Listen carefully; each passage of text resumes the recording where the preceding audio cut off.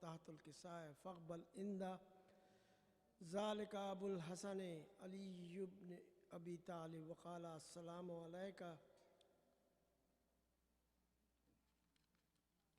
يا بنت رسول الله فقلت وعليك السلام يا أبو الحسن يا أمير المؤمنين فقال يا فاطمة إني أشم عندك راية طيبة كأنها راية أخي وابن أمي رسول الله فقلت نعم ها وهو ما ولدك تحت الكساء فاقبل علي نحو الكساء وقال السلام عليك يا رسول الله أتأذن لي أن أكون معكم تحت الكساء قال له وعليك السلام يا أخي يا وسي يا وخليفتي وصاحب الوعي قد أذنت لك فادخل علي تحت الكساء ثم أتيت نحو الكساء وقلت السلام عليك يا أبتاه يا رسول الله أتأذن لي أن أكون معكم تحت الكساء قال وعليك السلام يا بنتي ويا بازتي قد أذنت لك فدخلت تحت الكساء فلما تملنا جميعا تحت الكساء أخذ أبي رسول الله بطرف الكساء وأومي بيده اليمني إلى السماء وقال هم إن هؤلاء أهل بيتي وخازتي وخامتي لحمي دمي يوملون ما يعلمهم ويزني ما يزنهم أنا حرب لمن حاربهم مسلم لمن سالمهم عدو لمن عادهم ومحب لمن أعجبهم إنهم مني وأنا منهم فاجعل صلواتك وبركاتك ورحمتك وغفرانك ورضوانك عليهم وعليهم أذهب عنهم الرجس وطهرهم تطهيرا اللهم صل على محمد وآل محمد فقال الله عز وجل يا ملائكتي ويا سكان السماوات إني ما خلقت سماء مبينة وأرضا مدية والقمر منيرا والشمس مزية ولا فلكا يدرو ولا بحر يجري ولا فلكا يسري إلا في محبة وهؤلاء خمسة الذين هم تحت الكساء فقال الأمين جبرائيل يا رب ومن تحت الكساء فقال عز وجل هم أهل بيت النبوة ومعدن الرسالة هم فاطمة وأبوها وبالها وبنوها اللهم صل على محمد وآل محمد فقال جبرائيل يا رب أتأذن لي أن أهبط إلا الأرض ليكون معهم سادسا فقال الله نعم قد أذنت لك هبط الأمين جبرائيل وقال السلام عليك يا رسول الله العلي الأعلى يقرأك السلام يخصك بالتحيات والإكرام ويقول لك وعزتي وجلالي إني ما خلقت سماء مبنية ولا أرضا مدية والقمر منيرا والشمس مزية ولا فلك يدرو ولا بحر يجري ولا فلك يسري إلا أجلكم ومحبتكم وقد إذن لي أن أدخل معكم فهل تأذنوا لي يا رسول الله فقال رسول الله وعليك السلام يا أمين وهي الله إنه نعم قد أذنت لك قد خلا جبرائيل معهم تحت الكساء فقال لأبي أن الله قد أهوى عليكم يقول إنما يريد الله ليذهب عنکم رجس اہل بیت و یطہرکم تہی اہل البیت و یطہرکم تطہیرا اللہم صلی علی محمد وآل محمد۔ فقال علی لأبی یا رسول اللہ اخبرنی ما لجلوسنا هذا تحت الكساء من فضل عند اللہ فقال النبی صلی اللہ علیہ وآلہ والذی بعثنی بالحق نبیا واصطفانی بالرسالۃ نجیا ما ذکرنا خبرنا هذا فی محفل من محفل اہل الارض وفی جميع من شیعتنا ومحبینا الا نزلت علیہم الرحمۃ وخفت بہم الملائکۃ واستغفرت لهم انی ان یتفرقوا فقال علی علیہ السلام اذن واللہ فزنا وفزا شیعتنا ورب الکعبۃ فقال ابی رسول اللہ صلی اللہ علیہ وآلہ یا علی والذی بعثنی بالحق نبیا واصطفانی بالرسالۃ نجیا وما ذکر خبرنا هذا فی محفل من محفل اہل الارض وفیہ جمیع من شیعتنا ومحبینا وفیہم مہموما الا فرج اللہ ہما ولا مغموما الا کشف اللہ غمہ ولا طالب الحاجۃ الا قضى اللہ حاجتہ فقال علی علیہ السلام اعظم واللہ فزنا وسعد وكذلك شیعتنا فازوا وسعدوا في الدنيا والآخرة ورب الكعبة اللهم صل على محمد۔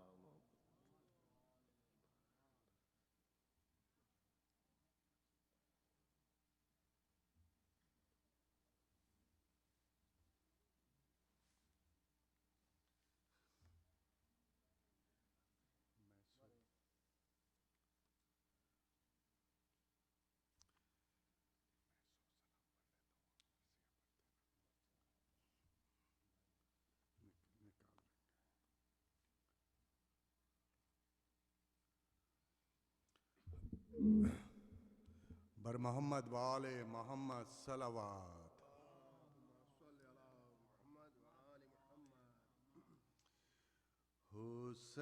حسین جب کہ چلے بعد دوپہر رن کو، حسین جب کہ چلے بعد دوپہر رن کو، کوئی نہ تھا کہ جو تھامے رکابے کوثر کو، حسین چپ کے کھڑے تھے جھکائے گردن کو، سکینہ جھاڑ رہی تھی ابا کے دامن کو، سکینہ جھاڑ رہی تھی ابا کے دامن کو، نہ آسرا تھا کوئی شاہ کربلا ایک فقط بہن نے کیا تھا سوار بھائی کو، حسین جب کہ صلوات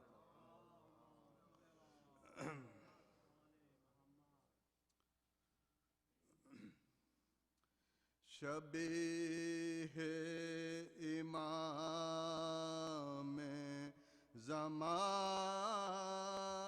کھینچتے ہیں، شبیہ امام زمان کھینچتے ہیں، تصور میں تصویر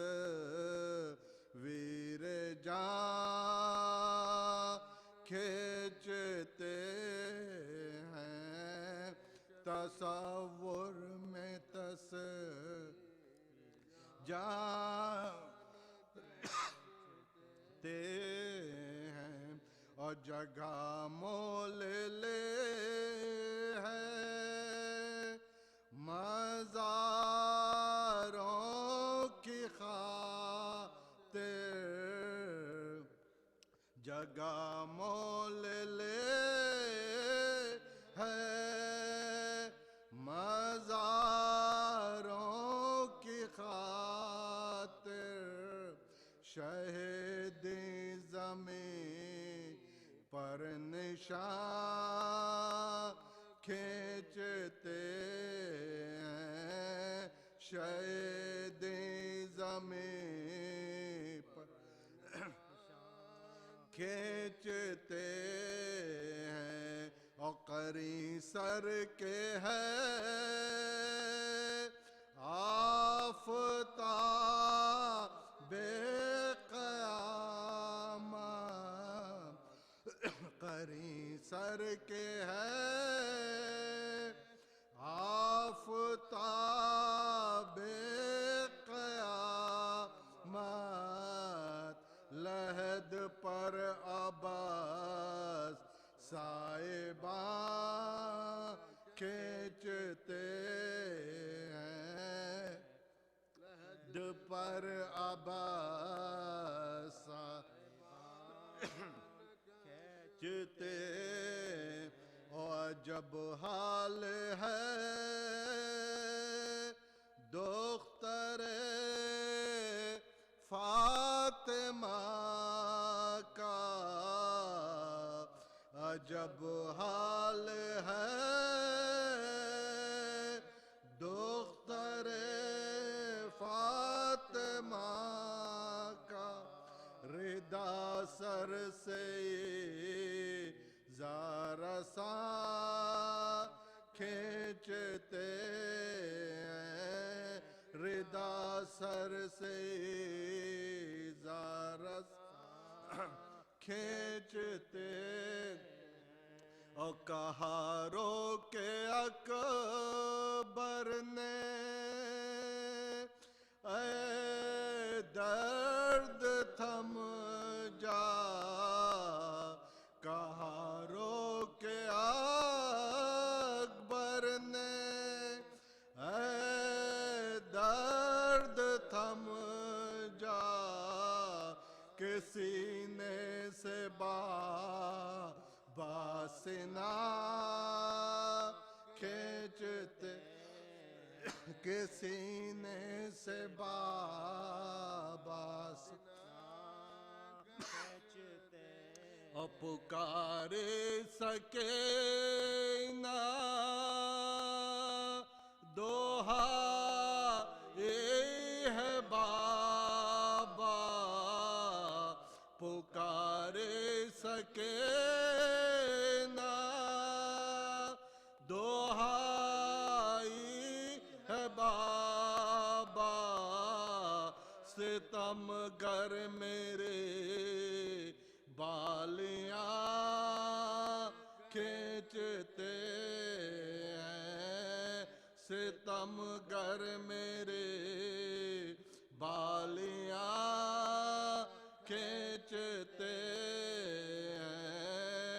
شبیہ امام زمان کھینچتے ہیں تصور میں تصویر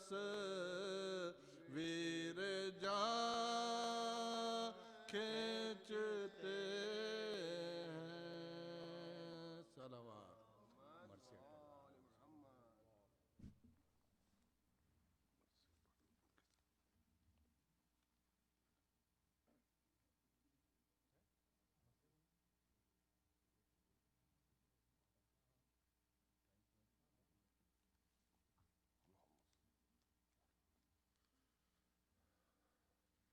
برائے خوش نیوزی امام زمانہ بلند کر صلوات شکر سلام ہے سلام ہے تھوڑا سا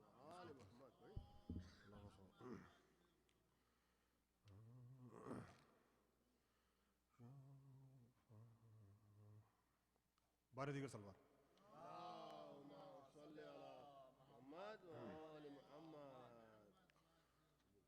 جب کوئی تیرے ستم سینے پکھاتے ہیں حسین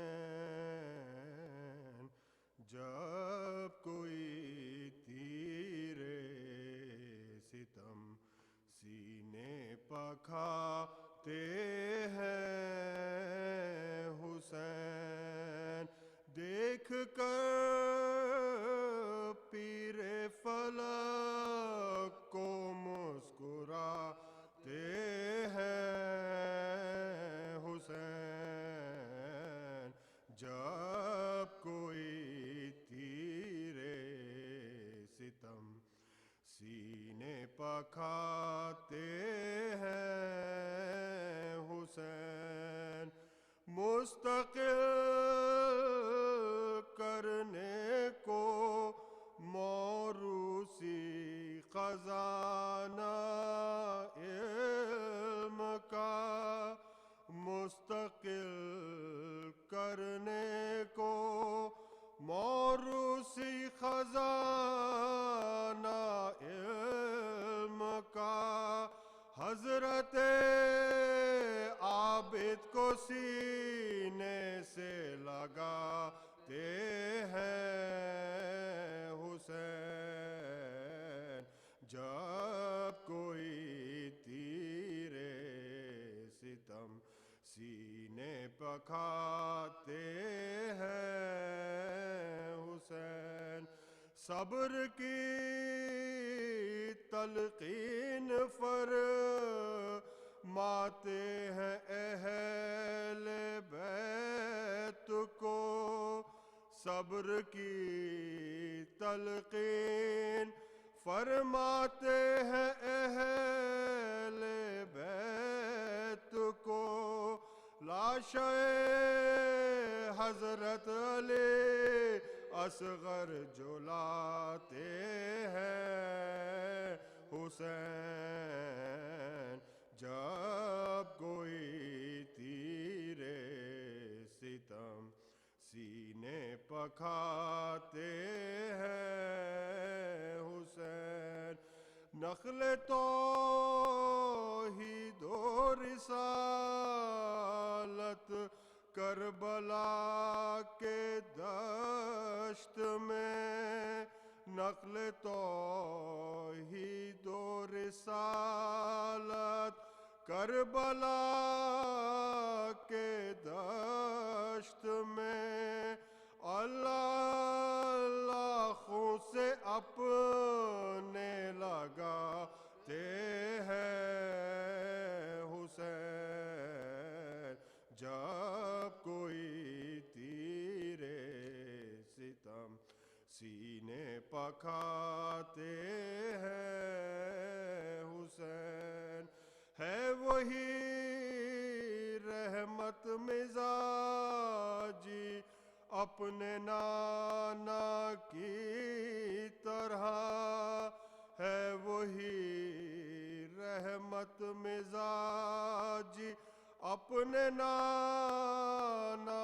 کی طرح ظلم کرتے ہیں لئی اور بھول جاتے ہیں حسین جب کوئی تیرے ستم سینے پکھاتے ہیں حسین قبر سے اٹھا تو آئی یہ ندا روزے نشور قبر سے اٹھا تو آئی یہ ندا روزے نشور چل تجھے عنبر سرے محشر بلاتے ہیں حسین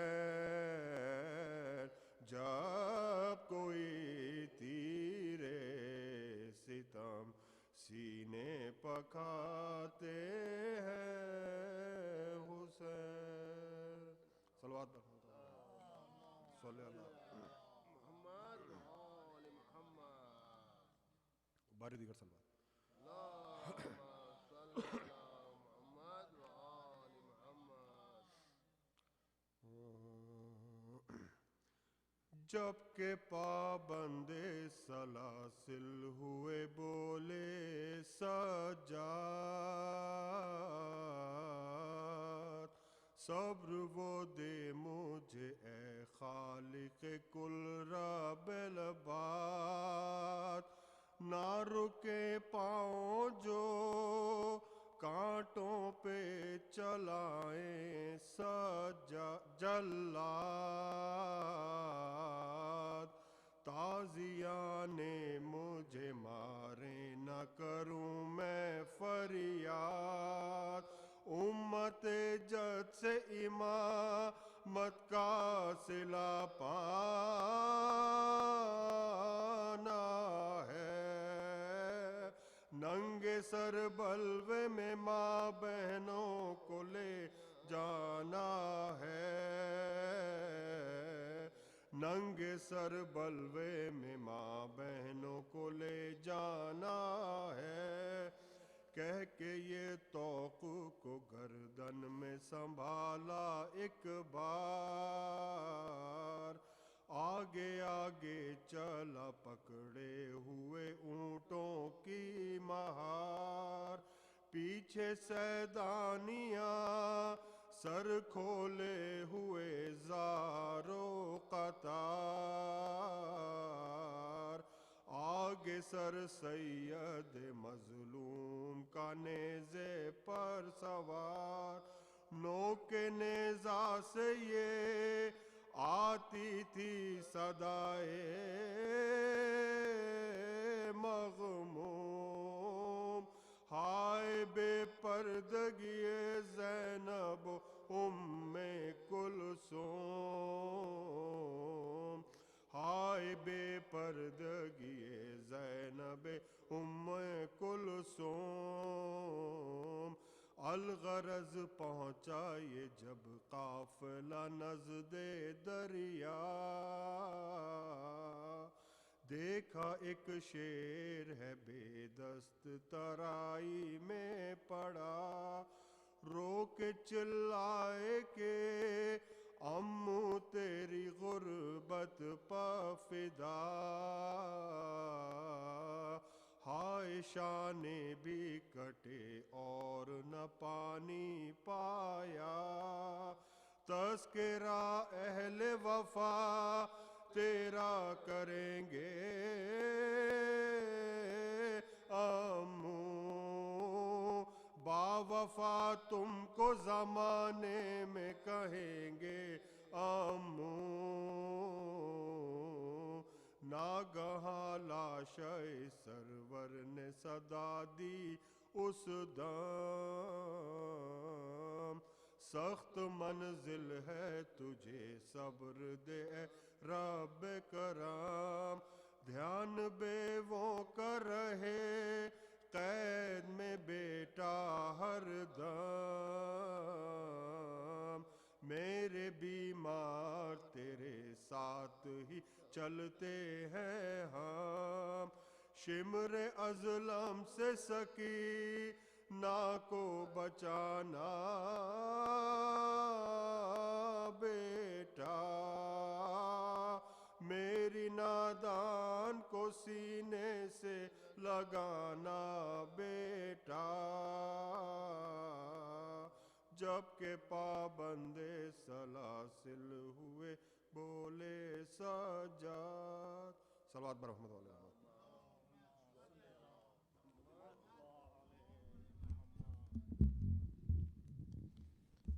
مومنین دو اعلان سماعت فرما لیجیے. ایک مجلس اعزاز جو آج بعد ختم مجلس معصوم اور حسینی برادر کمیل رضوی کی رہائش گاہ آستانہ سکینہ بنت الحسین علیہ السلام کیرل اسٹریم میں منعقد ہوگی، جس سے مولانا حجت الاسلام سید منتظر مہدی رضوی صاحب خطاب فرمائیں گے. تمام مومنین سے شرکت کی گزارش ہے اور فردر ڈائریکشن کے لیے یہ فلائر جو ہے وہاں نوٹس بورڈ پہ لگا ہوا ہے اور اس کی کچھ ایکسٹرا کاپیز بھی ہیں جس کے پیچھے ڈائریکشنز لکھی ہوئی ہیں. تو تمام مومنین سے پابندی وقت کے ساتھ شرکت کی گزارش ہے. دوسری مجلس کل شام 4 بجے برادر حسن کے گھر میں جو بلومنگ ڈیل میں واقع ہے مردانی مجلس ہوگی، جس میں مولانا منتظر مہدی صاحب خطاب فرمائیں گے. تمام مومنین سے شرکت کی گزارش ہے. اب میں قبلہ و کعبہ حجت الاسلام مولانا سید منتظر مہدی صاحب سے گزارش کروں گا کہ وہ ذیب ممبر ہوں. برائے خوشنودی امام زمانہ بلند تر صلوات.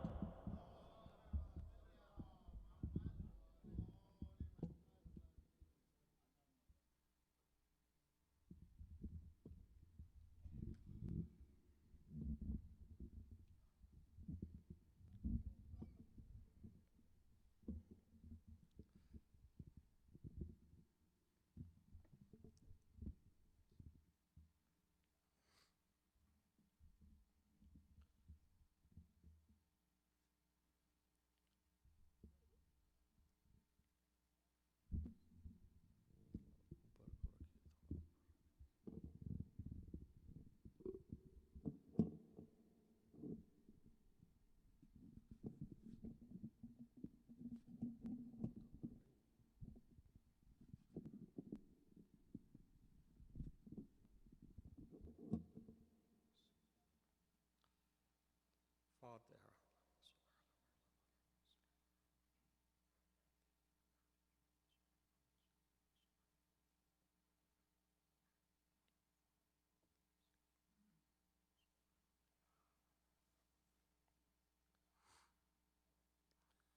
اعوذ باللہ السمیع العلیم من الشیطان اللعین الرجیم. بسم اللہ الرحمن الرحیم وبہ نستعین وهو المعین. الحمد للہ رب العالمین والعاقبۃ للمتقین والجنۃ للموحدین والنار للملحدین والمنکرین. الصلاة والسلام علی سید الانبیاء والمرسلین خاتم النبیین مولانا مولا الکونین جد الحسن والحسین ابی القاسم محمد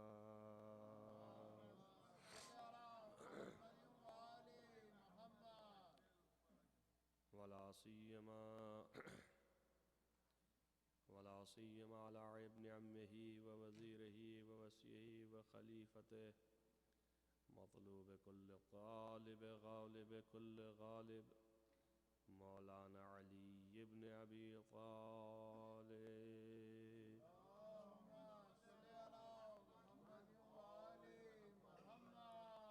وعلى آلہ الطیبین الطاہرین المعصومین المظلومین الذین اذهب اللہ عنہم الرجس وطہرہم تطہیرا.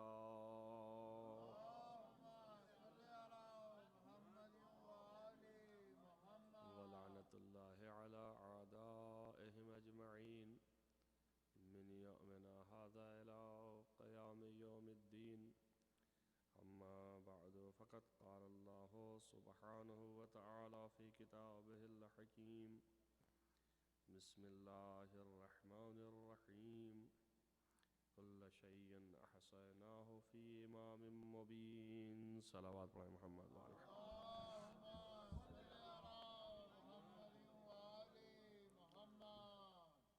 ارشاد رب العزت ہے سورہ یاسین میں کہ انا نحن نحیی الموتى ونکتب ما قدموا وآثارهم، ہم ہی ہیں جو مردوں کو زندہ کرتے ہیں اور ان کے جو کچھ بھی کیے ہیں یہ اس کو ہم لکھتے ہیں، وآثارهم، اور جو ان کے اثرات ہیں کیے کے اسے بھی ہم ثبت کرتے ہیں، لکھتے ہیں۔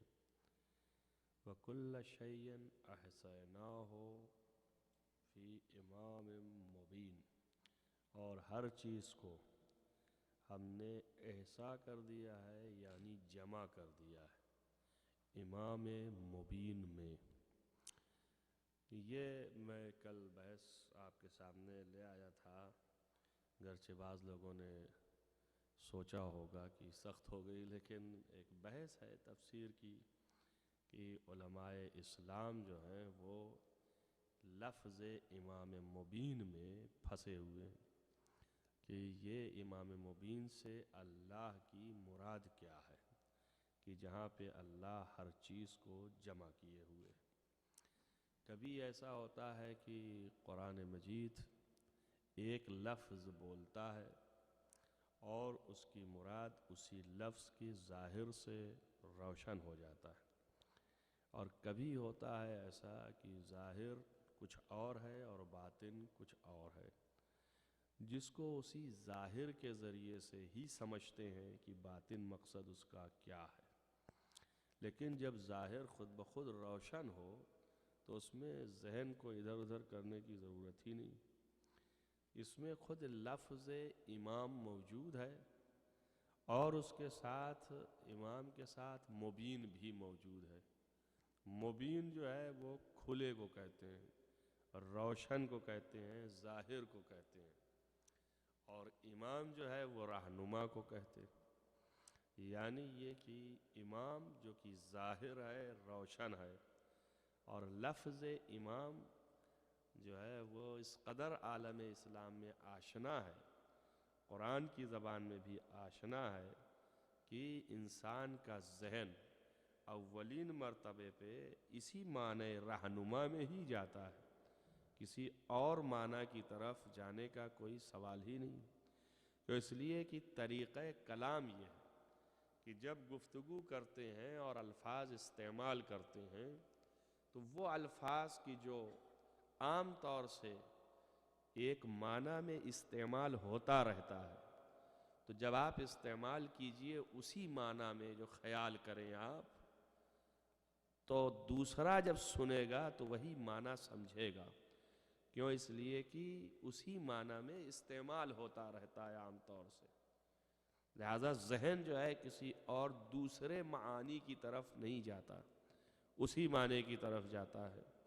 اگر آپ کوئی لفظ ایسا کہ جس کے 2-3 معنی ہوتے ہیں آپ لیں، مگر وہ لفظ کہ جس کا ایک معنی زیادہ لوگوں کے ذہن میں بیٹھا ہوا ہے اور روزمرہ استعمال کرتے ہیں اور روزمرہ جو ہے وہ اپنے بول چال اور گفتگو میں لے آتے ہیں، اگر اسی لفظ کو استعمال کریں ہم تو آپ بھی وہی معنی سمجھیں گے کہ جو ہم خود آپ لوگ کرتے ہیں دن اور رات، اس کے علاوہ نہیں سمجھیں گے۔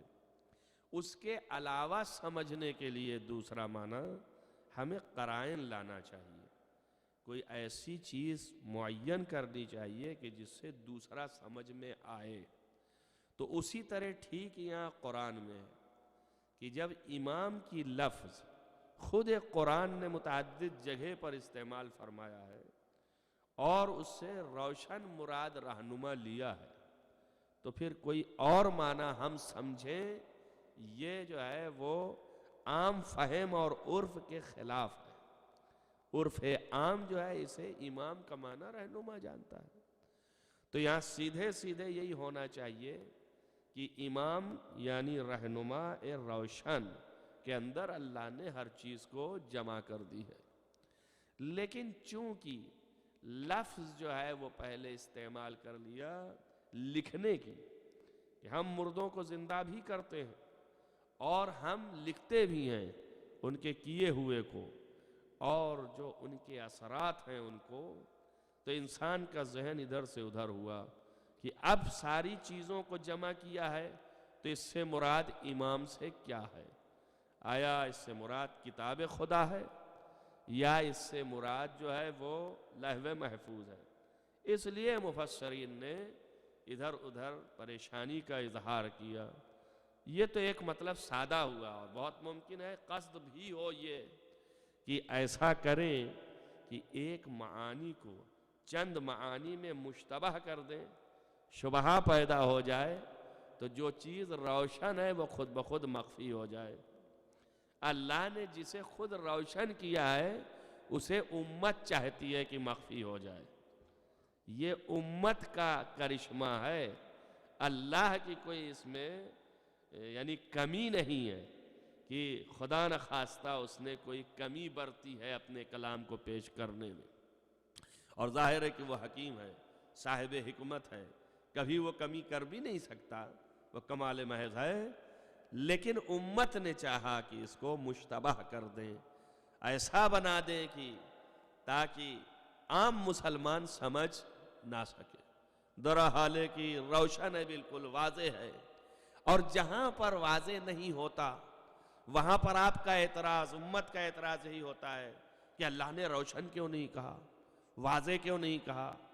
دیکھیے یہاں پر اللہ اگر یہی اس کی مراد تھی امام واقعی تو لفظ امام لے آتا، کیوں وہ امام نہیں لایا؟ مگر یہاں تو امام لے آیا ہے۔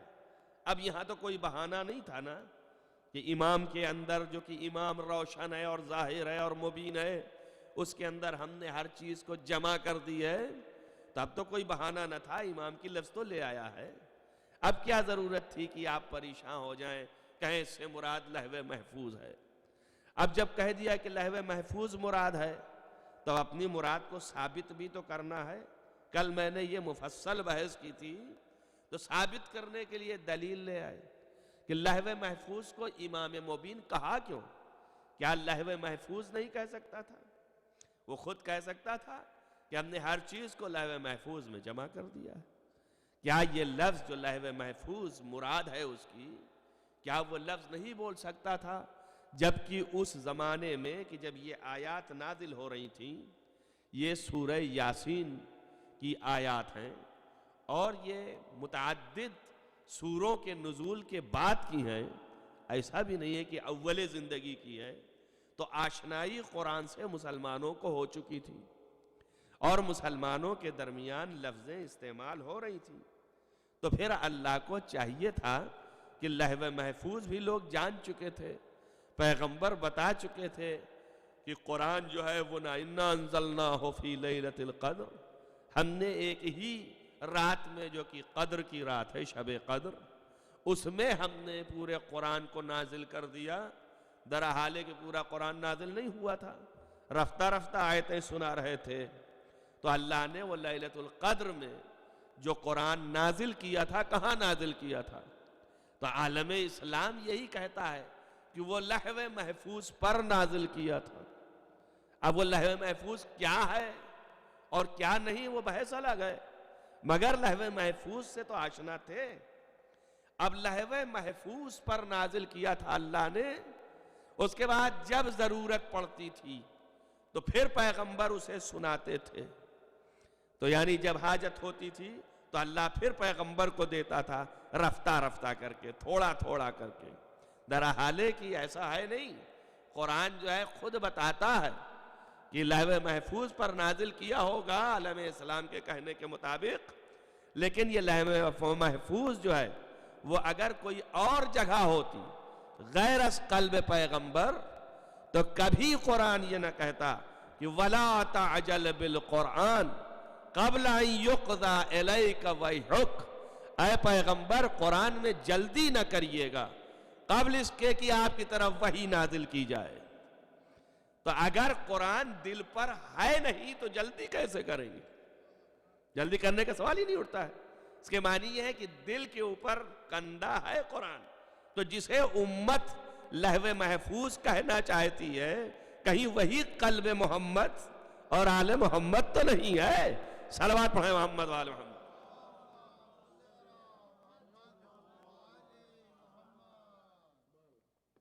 کہ جہاں پر یہ قرآن کندہ ہے اور موجود ہے.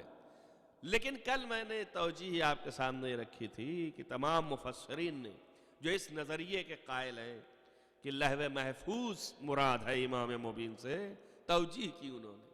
ظاہر ہے کہ ان کو دلیل لانی پڑے گی اپنے بات کو محکم کرنے کے لیے. تو انہوں نے دلیل یہ دی، کیا وجہ ہے کہ اللہ نے لہو محفوظ کو امام مبین کہہ کے پکارا قرآن میں؟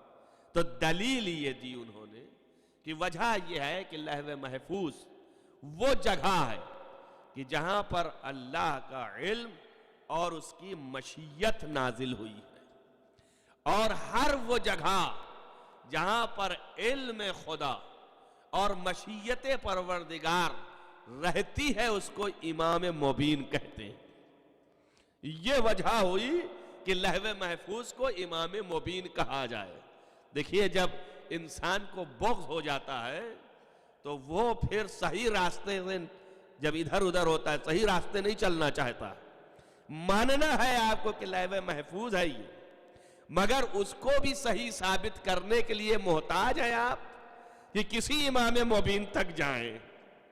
جب تک وہاں نہ پہنچیں گے لہو محفوظ بھی ثابت نہ ہو پائے گا. کہہ رہے اس کو اس لیے امام مبین کہتے ہیں کہ جہاں پر علم و مشیت الہی جمع ہو جائے وہ لہو محفوظ ہے.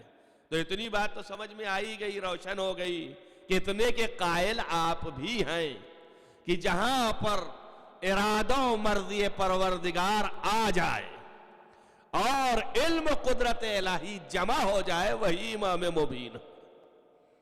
اتنا تو آپ بھی قائل ہیں. تو آپ کہے کہ بحث خواہ یہ لہو محفوظ ہو خواہ یہ امام شخص ہو، خالی یہ تلاش ہو کہ کہاں پر مرضی پروردگار ہے، کہاں پر علم قدرت ہے. جہاں علم قدرت اور مرضی اور مشیت پروردگار ہو وہی جگہ جو ہے وہ امام مبین ہے. اگر مرضی تلاشنا ہے تو شب ہجرت جاؤ، اور اگر مشیت تلاشنا ہے تو سورہ دہر میں آؤ. دونوں جگہ جو ہے تمہیں پتا چل جائے گا کہ کون لوگ ہیں کہ جہاں مرضی پروردگار ہے اور جہاں مشیت پروردگار ہے.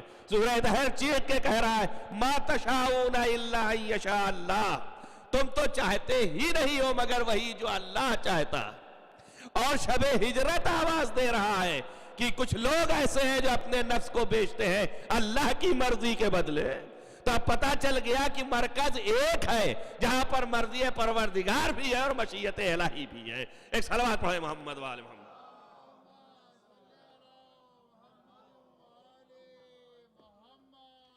کل یہاں تک میں نے لا کے آپ کو چھوڑا تھا. یہ گزشتہ بات کی تھوڑی سی تکرار ہے کہ گزشتہ جو ہم نے بات کی ہے وہ ریلیٹڈ ہو جائے، اور اس آیت سے متعلق گفتگو جو کرنی تھی وہ امام اور علم امام ہے کہ اللہ نے تشنا نہیں چھوڑا. ہر چیز جو ہے وہ امام نے مبین میں جمع کر دیا، احصا کر دیا، اکٹھا کر دیا. ہماری اردو میں ایک ایک چیز جو پراگندہ ہے ادھر ادھر ہے اسے اللہ نے اٹھا کر کے ایک جگہ پہ رکھ دیا. یہ اکٹھا کرنا ہے. احصا عربی لفظ جو ہے وہ اکٹھا کرنے کے معنی میں ہے. جمع کر دیا، اکٹھا کر دیا جو پراگندہ چیزیں تھیں. تو اب جو کچھ بھی اللہ نے کہا کہ ہر چیز یعنی کائنات میں جو بھی ہے جس کے اوپر لفظ شے کا اطلاق ہوتا ہے ہر وہ چیز امام کے علم میں جمع ہے، موجود ہے، امام مبین میں موجود ہے. ہر وہ چیز جسے چیز کہتے ہیں. اب اگر آپ پوچھیں تو علم کلام میں ڈیفائن کرتے ہیں کہ چیز کسے کہتے ہیں. کہتے ہیں ما سوى اللہ، اللہ کے علاوہ کل کائنات جو ہے وہ شے ہے. تو اب ہر شے جو ہے وہ امام مبین میں جمع ہے، موجود ہے. جب ہر شے موجود ہے صرف اللہ کی ذات کو چھوڑ کر کے، تو اب ان کو کوئی محتاجی نہیں ہے امام مبین کو، اس لیے کہ ہر شے ہے ان کے پاس. نہ ان کو کوئی احتیاج ہے، نہ ضرورت ہے، نہ حاجت ہے. اسی لیے پوچھا تھا خلیل، ایک بہت بڑا نحوی گرامر کا بہت بڑا عالم گزرا تھا، چھٹے امام کا صحابی تھا، کسی نے اس سے صلوات پڑھیں، کسی نے اس سے پوچھا کہ بتائیے امام ہونے کی امیر المومنین کے دلیل کیا ہے تمہارے پاس؟ اس نے کہا امام اس کو کہتے ہیں کہ جو کبھی کسی کا محتاج نہ ہو اور ہر شے اس کی محتاج ہو، اسے امام کہتے ہیں۔ اور علی ابن ابی طالب کے امامت کی دلیل یہ ہے استغناء عن الکل واحتیاج الکل الیہ، ساری کائنات سے وہ مستغنی ہے اور ہر کائنات کا ذرہ اس کا محتاج ہے۔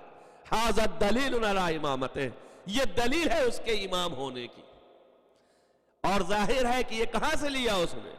یہ یہی سے لیا کہ جہاں پر ہر چیز جمع ہے، جب ہر چیز جمع ہے تو کوئی احتیاج نہیں، کوئی پریشانی نہیں، کوئی فکر نہیں، کوئی غور نہیں، کوئی تفکر نہیں۔ تبھی تو پوچھا نا کہ یا علی آپ سے سوال ہوتا ہے تو آپ جواب دینے میں غور و فکر نہیں کرتے، تو آپ نے جواب میں یہی تو کہا کہ اگر تجھ سے پوچھا جائے کہ تیرے کتنی انگلیاں ہیں ہاتھوں میں تو کیا تو غور و فکر کرے گا؟ کہا کچھ نہیں، میں فوراً کہوں گا کہ 5۔ کہا کیوں؟ کہا اس لیے کہ سامنے ہے۔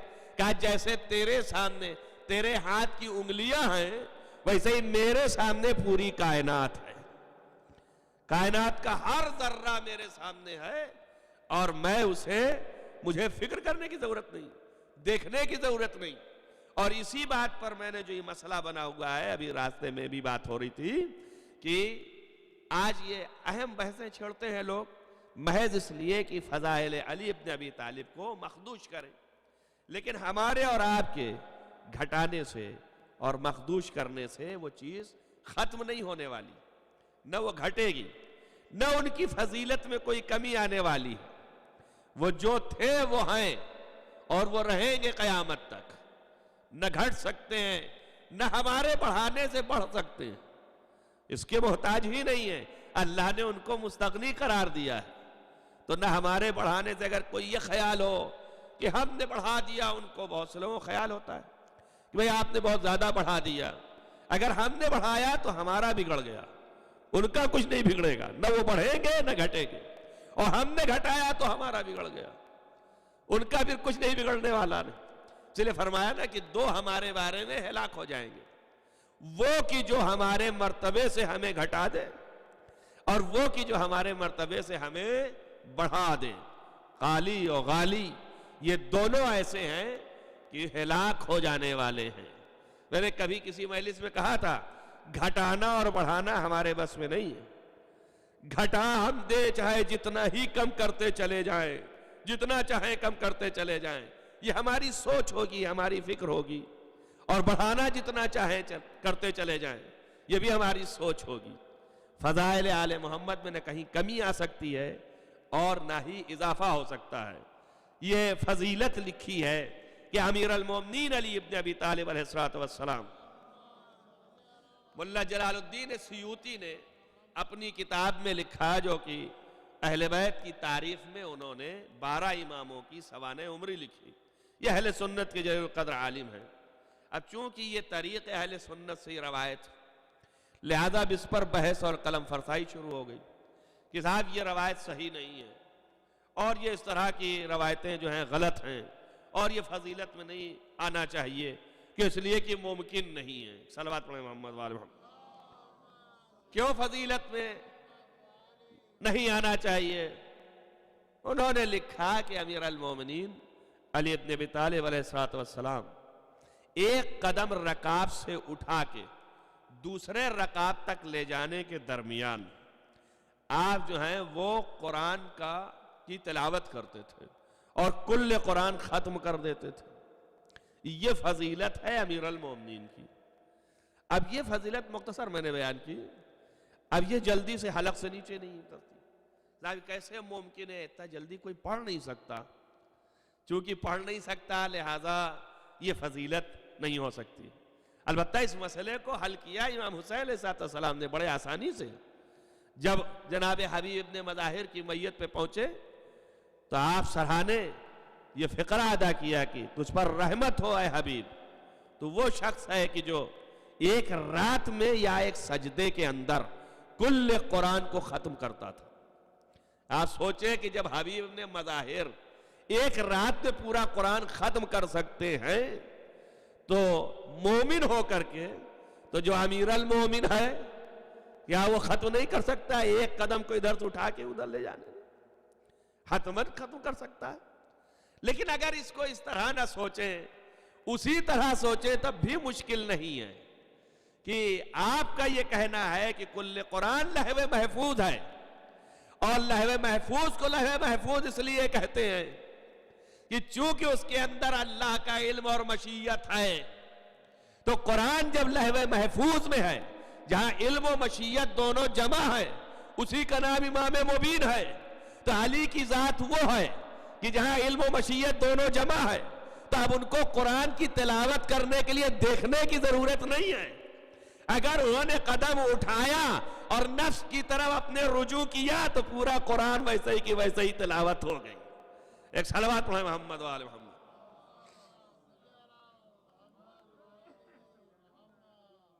بھئی تلاوت میں یہی ہوتا ہے نا، پھرانا ہے. نظر پھرائی آپ نے، پوری نظر پھری اسی قرآن کی طرف جو کہ قلب کے اندر ہے. اور ثبوت اس کا یہ ہے کہ اگر قلب پر نہ ہوتا تو پیدا ہونے کے بعد جو قرآن سنانے کی بات کی ہے نزول سے پہلے، ابھی قرآن نازل نہیں ہوا، مگر پیدا ہونے کے بعد یہ کہتے ہیں کہ تورات سناؤں، کہ انجیل سناؤں، کہ زبور سناؤں، کہ قرآن. اس کے معنی یہ ہے کہ تنہا قرآن ہی کندہ نہیں تھا، یہ ایسا لوح محفوظ ہے کہ جہاں پر چاروں کتابیں موجود ہیں. اور یا تو پھر یہ مانیے کہ پیغمبر کی آگوش پہ آنے سے پہلے فاطمہ بنت اسد اتنی بڑی عالمہ اور فاضلہ تھی کہ ایک ہی رات میں اتنا رٹا دیا کہ چاروں کتاب حفظ ہو گئی، مگر چوتھی تو ابھی نازل نہیں ہوئی. یا تو یہ مانیے، اور یا یہ مانیے کہ قلب محمد جیسے مملو تھا قرآن سے، ویسے ہی قلب علی بھی مملو تھا. اسی لیے علی پڑھ رہے تھے اور محمد سے جان رہے تھے کہ یہ وہی پڑھ رہا ہے جو ہم وہاں سے لے کے آئے. ایک صلوات پڑھیں محمد وآل محمد.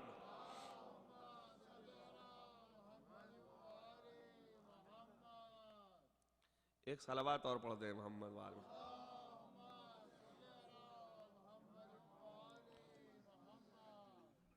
چونکہ ہر شے اللہ نے جمع کیا ہوا ہے، ہر چیز ہے، لہذا ہر علم کی نسبت امیر المومنین پہ جا کے ختم ہوتی ہے.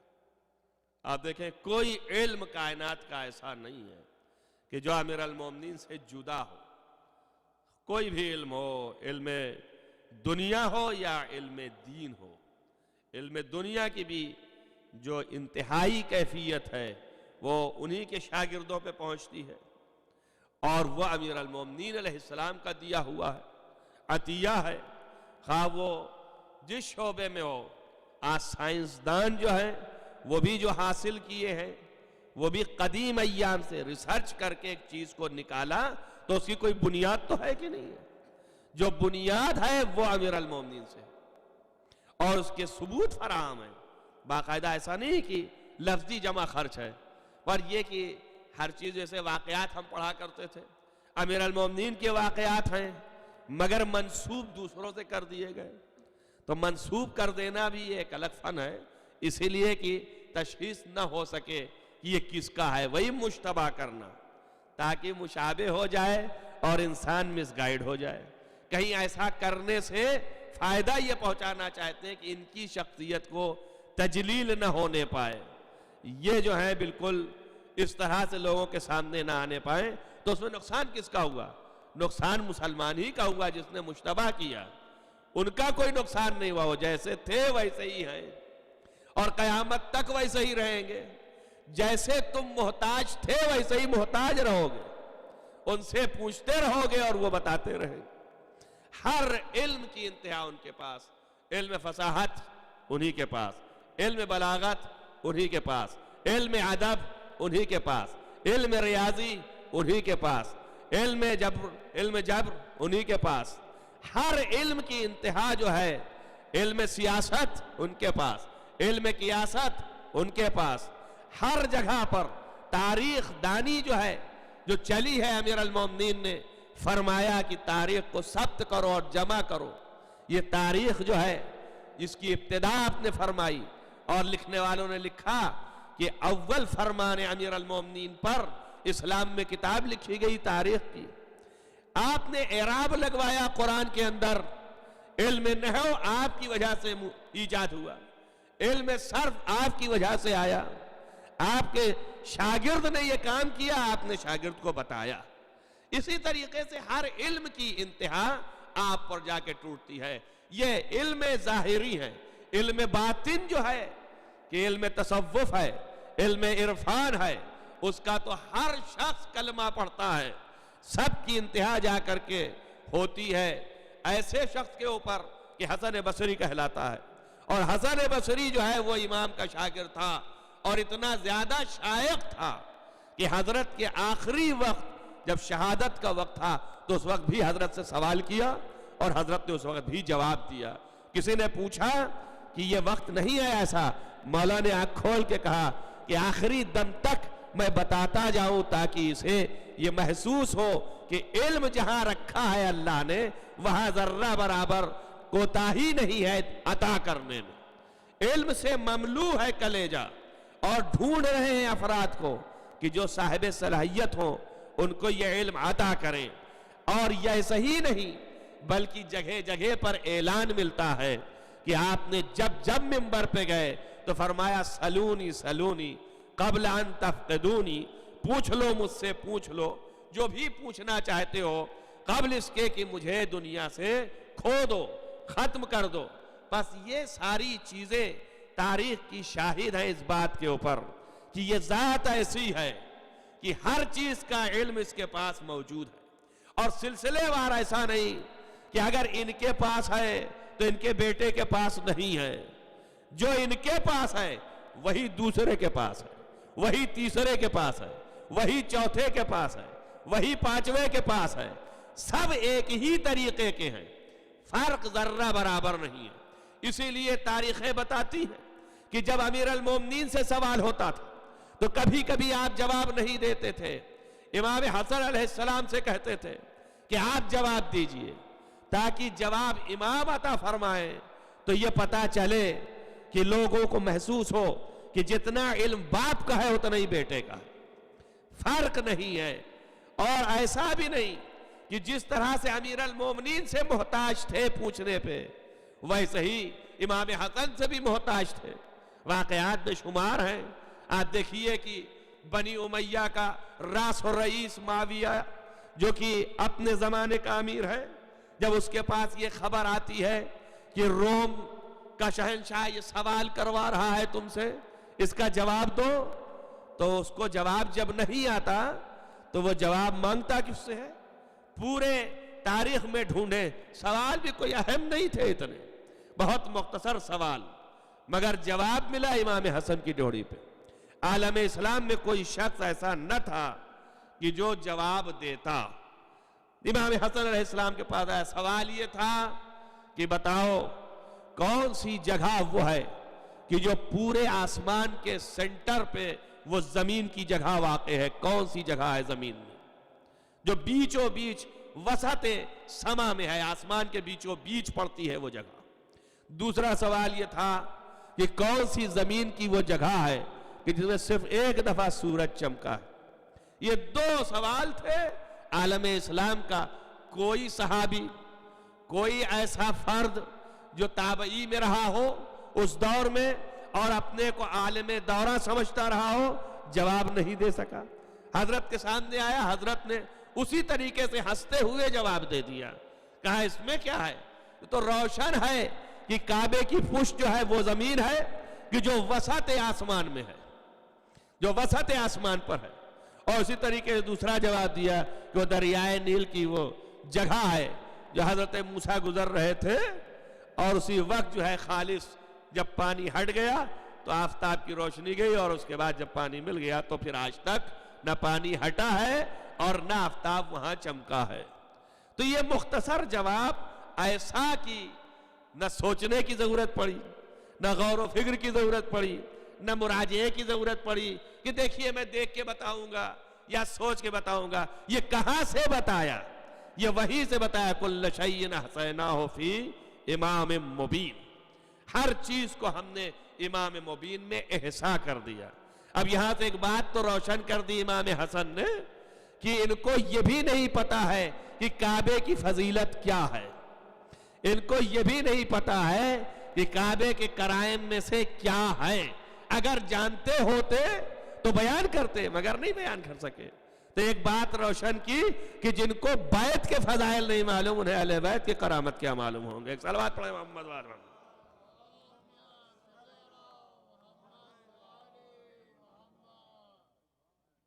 ایک صلوات اور پڑھیں محمد.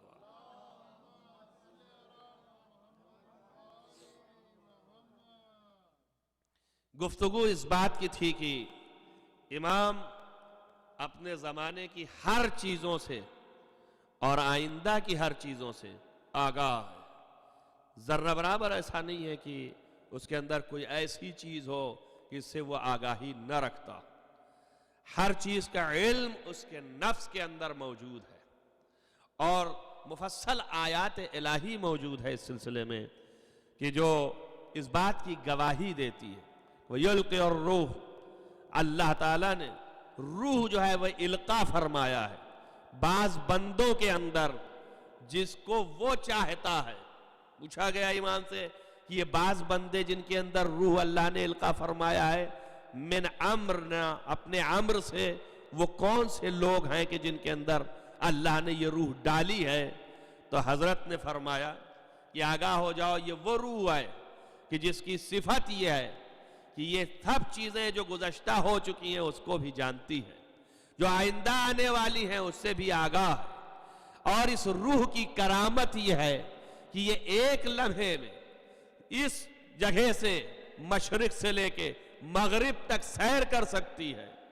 اور یہ روح زمین سے، فرش سے عرش تک ایک لمحے میں جا سکتی ہے. اس روح کی کیفیت یہ ہے کہ یہ مردے کو زندہ کر سکتی ہے. یہ روح کی کیفیت یہ ہے کہ یہ تمہاری ساری باتیں بتا سکتی ہے. یہ وہی روح ہے کہ جسے اللہ نے اپنے خاص بندوں میں ڈالا ہے. پر وہاں قید لگائی اللہ نے کہ یہ روح میں نے ڈالی ہے اپنے امر سے، اور روح ہے بھی امر الہی میں سے. اس روح کی یہ کیفیت ہے.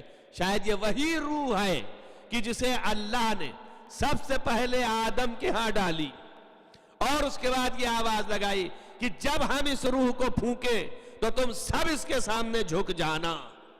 تو اگر اس روح میں عام روح کی طرح کیفیت ہوتی تو فضیلت نہ ہوتی، اضافہ نہ ہوتا، کرامت نہ ہوتی، تو جھکنے کا کوئی سبب ہی نہیں ہے. اس کے معنی یہ ہے کہ جو لوگ سامنے ہیں فرشتے وہ مجسم روح ہیں، ان کی روحانیت اور ہے، اور یہ روح ایسی روح ہے جو آدم کے ہاں ڈالی جا رہی ہے کہ تمام فرشتوں کی روح خود جو ہے وہ ساجد بنے اور یہ روح مسجود بنے. اس کے اندر جو کیفیت ہے وہ فضیلت کی کہیں اس سے زیادہ ہے. ایک صلوات پڑھیں محمد والے محمد.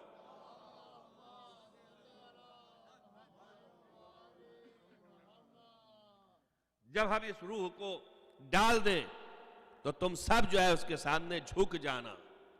تو سارے فرشتے جو ہیں وہ جھک گئے. یہ روح وہ ہے جو آدم کے ہاں ڈالی گئی اور فرشتے جھکے.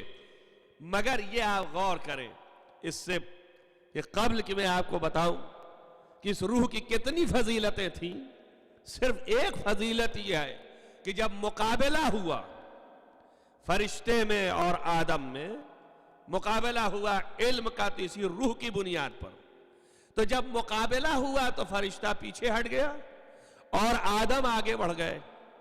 اللہ نے امتحان لیا دونوں کا، اور وہ چیز یہ نہ بتا سکے جو روح مجسم ہیں فرشتے، ان کے ہاں مادہ چھو کے نہیں ہے. فرشتہ جو ہے وہ صرف روح ہے. لیکن آدم زمین کی گئی ہوئی مٹی اور وہ مادی چیز اور اس کے اندر اللہ نے اس روح کو جو ہے وہ پھونکا ہے. اس کے بعد اس آدم کی کیفیت یہ ہے کہ وہی چیز فرشتے دیکھتے رہے 24 گھنٹے ہمیشہ، لیکن اس کے باوجود بھی کیفیت کو دیکھنے کے باوجود بھی تطبیق نہیں کر سکے. مگر آدم ایک ہی لمحے میں نام کو جاننے کے بعد اس نور سے کیفیت کو ملایا اور اللہ نے یہ حکم دیا کہ یہ افضل ہے تم مفضول ہو. تو آپ سوچیں اور غور کریں کہ جب وہ روح جو امر الہی میں سے ہے اس کی اتنی بڑی کیفیت ہے کہ فرشتے اس کے سامنے جھکتے بھی ہیں، سجدہ بھی کرتے ہیں اور اس کے سامنے مفضول بھی ہیں، تو جو امر الہی کا مالک ہوگا اس کی کتنی بڑی حیثیت ہوگی، وہ کتنے بڑے بلندی پر فائز ہوگا، اس کا مرتبہ کتنا اہم ہوگا. ایک صلوات پڑھیں محمد والے.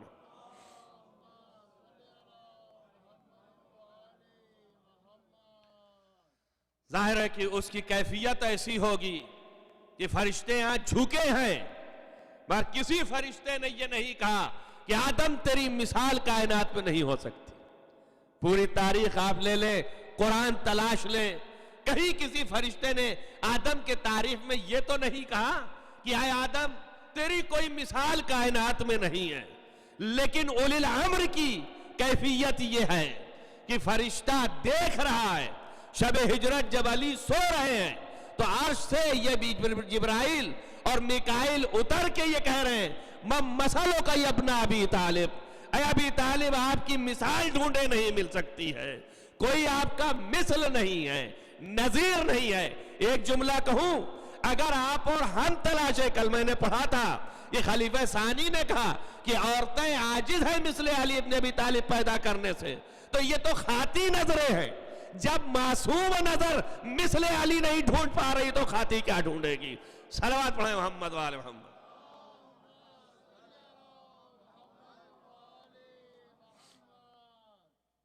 جب خطاکار نظریں جو ہیں مثل ڈھونڈنے چلی ہیں، معصوم نہیں ڈھونڈ سکتا، اس کی نظر میں کوئی نظیر نہیں ہے. امام اپنے علم میں یکتا ہے، امام اپنی قدرت میں یکتا ہے، نہ علم کا ثانی ہے نہ قدرت کا کوئی ثانی ہے. اب ایک بات آخری ہے اور میں مجلس تمام کر رہا ہوں کہ بعض لوگوں کو کھلتا ہے جب یہ کہا جاتا ہے کہ امامت افضل ہے نبوت سے، امامت افضل ہے رسالت سے، تو لوگوں کو کھلتا ہے، وہ پریشانی میں مبتلا ہو جاتے ہیں. ذرا حالے کی کھلنے کی بات نہیں ہے، ہم نے امامت کی بات کی ہے، خلافت کی نہیں. خلافت اور ہے، امامت اور ہے. اسی لیے ہم اپنے امام کو امام کہتے ہیں، خلیفہ نہیں کہتے. کہ اس لیے کہ خلافت جو ہے وہ قرآن میں بچپنے کی ڈگری کا نام ہے، امامت جو ہے وہ انتہائی ڈگری کا نام ہے. تو سمجھیے آپ، اولین بچہ انسانیت کا جب پیدا ہونا ہوا کہا انی جاعل فی الارض خلیفہ، یعنی خلافت ابتدائی ہے. اور امامت کا رتبہ یہ ہے کہ نبی ہے، رسول ہے، خلیل ہے، امتحان دینے کے بعد کامیاب ہوا تو امام ہے. توجہ کریں آپ. تو یہ ہے امامت، رسول ہے، نبی ہے، خلیل ہے. حضرت ابراہیم رسالت پر فائز ہیں، نبوت پر فائز ہیں، خلت پر فائز ہیں.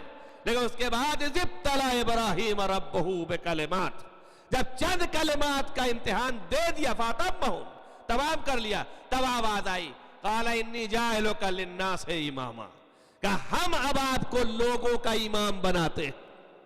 تو رسالت، امامت، نبوت، ہر چیز جو ہے موجود ہے، بعد میں امامت ہے. رسالت، نبوت، خلت موجود ہے، بعد میں امامت ہے.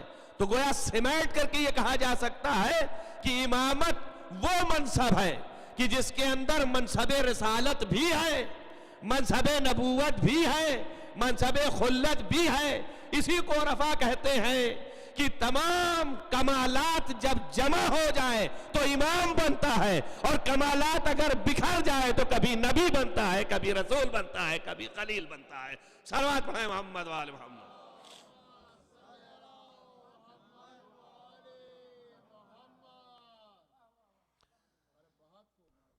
ایک صلوات اور پڑھیں محمد و آل محمد.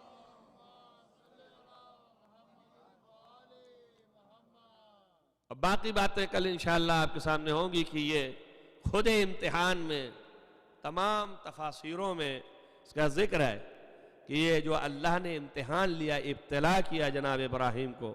اور میں نے مفصل گزشتہ 2 سال پہلے عشرے میں حسینی کے میں نے مفصل آیات سے اس کو ربط دیا تھا کہ اصل امتحان اور ابتلا کیا ہے. اور وہ صرف ابتلاء عظیم جو اللہ نے ابراہیم سے لیا وہ قربانی تھی کہ جس کے بعد امامت جو ہے عطا ہوئی. لیکن کلمات کی لفظ آئی تو اس کے اندر بہت بڑے معانی موجود ہیں کہ اذ ابتلا ابراہیم ربہ بکلمات. جب اللہ نے اس کے پروردگار نے ابراہیم سے ابتلا کی، آزمائش کیا چند کلمات، چند کلموں کے ساتھ. یہ کلمات کیا ہیں؟ ائمہ اطہار علیہ السلام سے اہل سنت کی کتاب ینابیع المعدت، شیعوں کے ہاں متواتر علی ابن ابراہیم قمی کی تفسیر میں ہے، ائمہ سے مروی ہے کہ یہ اقرار امامت ہے. ائمہ کی اقرار امامت کا امتحان ہوا اور ہر نبی سے اقرار امامت ہوا. جو بھی ذرہ برابر نبی اس میں اقرار کرنے میں تھوڑا بھی تماہل کیا تو اللہ نے اس کا جو ہے سخت جو ہے سزا دی ہے اور سزا میں وہ مبتلا ہوا. یہ روایات موجود ہیں. اور اس کے بعد پھر جب اس نے تہہ دل سے اقرار کیا تو اللہ نے پھر بحال کیا. ویسے ہی حضرت ابراہیم علیہ السلام سے اقرار امامت لیا، ان ائمہ کی امامت کا اقرار لیا، یہ ہے کلمات. اب سوال یہ ہے کہ امامت کے اقرار کی بات کر رہا ہے، گرچہ میں اس تفصیل کو نہیں بیان کرنا چاہتا کہ اس کے اندر بہت سے ہی دلائل ہیں الگ الگ طریقے سے. یہ اتنا آسان نہیں ہے، یہ موضوع اہم تر ہے کہ اسے چند جملوں میں ہم جو ہے ایسے ہی چھوڑ جائیں آپ کے سامنے. لیکن کلمات یعنی ائمہ کی امامت کا اقرار کہ ہاں یہ اپنے اس مرتبے پہ ہیں، یہ سمجھ میں آتا ہے قرآن سے بھی کہ کلمات ہو سکتے ہیں یہی اہل بیت. کیوں؟ اس لیے کہ حضرت عیسیٰ کو قرآن نے کلمہ کہا ہے. انما المسیح عیسیٰ ابن مریم، مسیح عیسیٰ ابن مریم جو ہے کلمۃ اللہ القاہا الی مریم، یہ اللہ کے کلمہ ہیں. وروح منہ، اور اس کے روح میں سے ہے. اور روح کیا ہے؟ قل الروح من امر ربی، روح جو ہے امر پروردگار ہے. تو آپ سوچیں جب امر پروردگار سے پیدا ہونے والا کلمہ ہو سکتا ہے تو جو اولی الامر ہے وہ بدرجہ اولا کلمہ الہی ہے. صلوات پڑھیں محمد و آل محمد.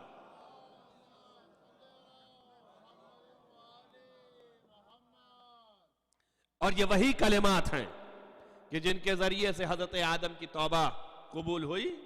بہر ان کلمات کا اقرار کرنا، ان کے ذریعے سے امتحان لیا، وہ امتحان کی طویل فہرست ہے. یعنی یہ مطلب نہیں خالی اقرار امامت ایسے ہی کر لینا، طویل فہرست ہے. اور ظاہری طور پر حضرت ابراہیم کی محبت کے لیے جو روایت موجود ہے وہ بالکل روشن ہے کہ حضرت ابراہیم علیہ السلام کے سامنے ساق عرش سے حجاب ہٹایا اللہ نے اور اس کے بعد انوار کو دکھایا.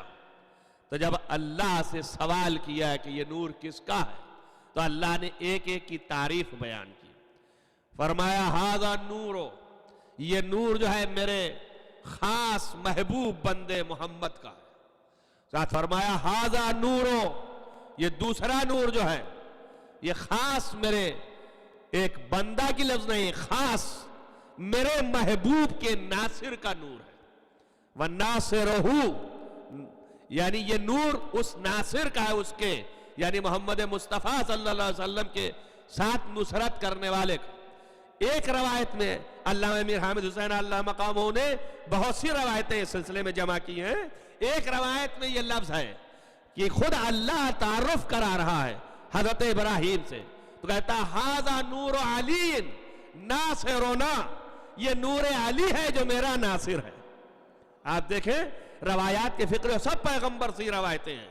اہل سنت کے طریق سے تقریباً 50-60 روایتیں جمع کی ہیں کہ بہت بڑا کارنامہ ہے ہندوستان کے علماء میں سے جو واقعاً قابل ذکر ہیں کہ جنہوں نے ایسی خدمتیں کی ہیں کہ کائنات میں تشیع کے لیے کوئی عالم دین اتنی بڑی خدمت نہیں کیا ہے. ایران و عراق کے علماء بھی گھٹنے ٹیکتے ہیں. علامہ میر حامد حسین اللہ مقامہ نے نہ تنہا خالی روایت جمع کی یا حوالہ جمع کیا بلکہ راویوں سے بحث کیا. یہی بتایا کہ روایت صحیح ہے، غلط نہیں ہو سکتی، اور صحیح ہونے کا اقرار لیا. ایک نہیں 100 150 افراد کے اقرار، جو بڑے بڑے رجال کے امام تھے اہل سنت کے، ان کے اقرار کہ وہ کہتے ہیں کہ یہ راوی صحیح ہے اور وہ یہ کہتے ہیں کہ یہ حدیث صحیح ہے، تو اس کو آسانی سے انکار نہیں کر سکتے. لیکن اس کے بعد پھر جب تیسرا نور آیا، پوچھا یہ کس کا نور ہے؟ کہا یہ میری کنیز خاص فاطمہ کا نور ہے. اور یہ کہہ کر کے پھر بازو کے 2 نور تھے ان کو پوچھا اور ان نوروں کو بیان کیا کہ یہ حسین اور حسن کا نور ہے. پھر پلٹے حضرت ابراہیم، پوچھا یا اللہ اس میں خاص محبت دکھتی ہے مجھے اس نور میں. فرمایا یہ نور ایسا ہے کہ میری خاص کنیز فاطمہ کا ہے. کہا یا اللہ فاطمہ کیا ہے؟ آواز دیا کہ فاطمہ اسے کہتے ہیں، فاطمہ کے معنی ہے دور کرنے کے، کہ جو اپنے محبوں کو عذاب دوزخ سے دور کرے گی. جناب ابراہیم کا دل بھر آیا اور ٹھہر گئے اور کہا بار الہا ہم کو بھی انہی کے محبوں میں سے قرار دے. وہی آیت آج موجود ہے، اِنَّا مِن شِیَّتِهِ لَإِبْرَاہِیم. ابراہیم انہی نوروں کے شیعوں میں سے ہے. حضرت زہرا کے نور پہ پہنچ کر کے حضرت ابراہیم کوئی خاطی نہیں ہے، کوئی گنہگار نہیں ہے، امامت کے درجے پر فائز ہو گئے. یہ وہ نبی ہے، اولو العزم پیغمبر ہے. لیکن اس کے بعد ساق عرش پر دیکھنے کے بعد فاطمہ کے شیعوں میں ہونے کا تمنا کرتا ہے، صرف اس وجہ سے کہ میں بھی فاطمہ کے شیعوں میں سے ہو جاؤں. حضرت زہرا کے شیعوں میں ہونے کے لیے حضرت ابراہیم تمنا کر رہے ہیں. اگر تم اور ہم شیعان فاطمہ زہرا ہیں تو اپنی قدر پہچانے کہ اس صف میں آ کے کھڑے ہوئے جس صف میں حضرت ابراہیم ہے. جناب ابراہیم جہاں جانے کے لیے اپنی تمنا کر رہے ہیں، ہم اس صف میں آ کے کھڑے ہوئے. بس عزیزان گرامی، حضرت زہرا وہ ہیں جو اپنے چاہنے والوں کو عذاب سے دور کریں گی. مگر کیسے نہ دور کریں؟ عزیزو لکھا ہی ہے کہ جب حشر کا ہنگام ہوگا تو ایک صدا آئے گی کہ یا محمد تم پوچھو کہ یہ زہرا یہاں پر آئی ہے تو کیا لے کے آئی ہے؟ یہ شفاعت کے لیے اپنے خاص چاہنے والے گنہگاروں کے. عزیزم ایسے شان سے روایت وارد ہوئی ہے. صدوق علیہ الرحمہ لکھتے ہیں کہ جب حشر کا ہنگام ہوگا تو ایک آواز بلند ہوگی، ندا آئے گی، غضو ابصارکم، اپنی نظروں کو نیچے رکھو. ایک منادی یہ ندا دے گا کہ اپنی نظروں کو نیچے رکھو. اور اس کے بعد کا فقرہ یہ ہے کہ نور کی ہماری ہوگی، اس کا مہار پکڑے ہوئے فرشتہ آگے بڑھا ہوگا اور اس ہماری سے بیوی نکلے گی. آواز آئے گی فاطمہ جو لے کے آئی ہو تو بتاؤ. محمد مصطفیٰ علی سے پوچھیں گے کہ پوچھو فاطمہ سے کیا لائی ہے. بی بی فرماتی ہے ایک ایک تبرکات کو دکھائے گی. آخر میں وہ کرتا بھی آپ بلند کرے گی، جو کرتا جگہ جگہ سے پھٹا ہوگا، خون میں تر ہوگا. فرماتی ہے کہ بار الہ یہ لائی ہو. ساتھ ہی ساتھ ایک فقرہ عجیب و غریب ہے. ارشاد ہوتا ہے بار الہ ہذان یدان مقطوعتان، معبود یہ 2 ہاتھ ہیں میرے بیٹے عباس کے کہ جو میں لے کے آئی ہوں. عزیزان گرامی، عباس کو بیٹا فرمایا کس مناسبت سے؟